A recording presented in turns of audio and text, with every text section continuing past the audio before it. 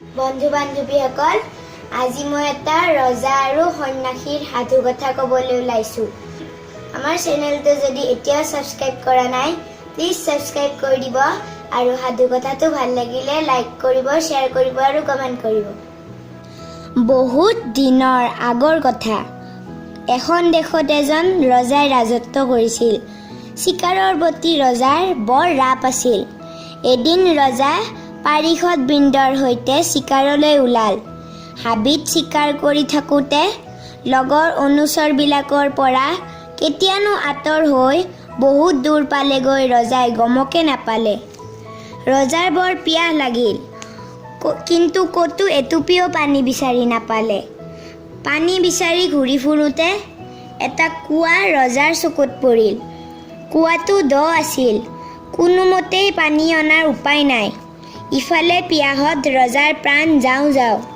একো উপায় নাপাই ৰজাই মূৰত মৰা পাগুৰিটোকে খুলি লৈ তাৰে এটা মূৰ ঘোঁৰাটোৰ পেটত বান্ধি আনটো মূৰ কুঁৱালৈ পেলাই দিলে। তথাপি ছুটি হ'ল।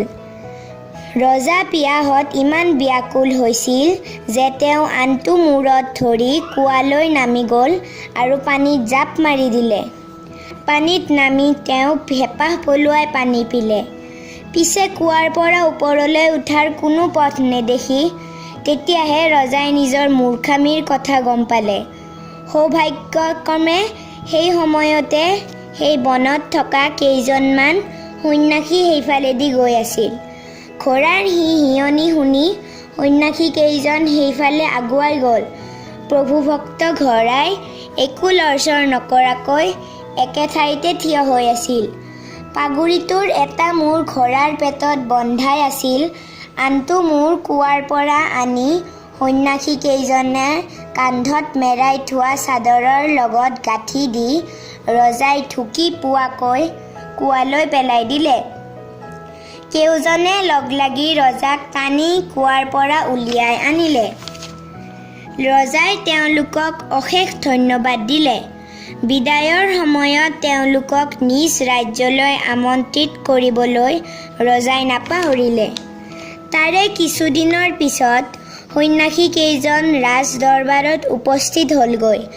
ৰজাই তেওঁলোকক চিনি পাই আঠে বেঠে বহিবলৈ দিলে আৰু সন্যাসী কেইজনৰ সেৱা শুশ্ৰূষাত মগ্ন হৈ পৰিল। ৰজা ইমানেই ব্যস্ত হৈ পৰিল যে ৰাজকাৰ্যৰ আন সকলো কথা পাহৰিয়েই গ'ল। সাধাৰণ সন্যাসী কেইজনৰ লগত ৰজা এনে ব্যস্ততা দেখি ৰাজকুমাৰ, ৰাণী, মন্ত্ৰী, প্ৰজা আৰু দৰবাৰৰ সকলোবিলাকেই অসন্তুষ্ট হৈ পৰিল।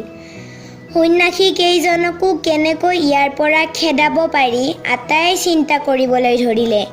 ৰজাই এই কথা গম পাই সকলোকে মাতি আনি সুধিবলৈ ধৰিলে, কোনোবাই যদি আমাক উপকাৰ কৰে আমি কি কৰা উচিত?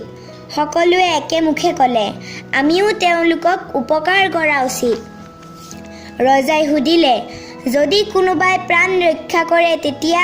সকলোৱে ক'বলৈ ধৰিলে, তেতিয়া আমি সৰ্বস্ব দান কৰা উচিত। ৰজাই তেতিয়া ক'বলৈ ধৰিলে, তেনেহ'লে এই মহাত্মা কেইজনেই মোৰ প্ৰাণ ৰক্ষা কৰিছিল, গতিকে মই এতিয়া কি কৰা উচিত? ইয়াকে শুনি সকলো মৌন হৈ ৰ'ল।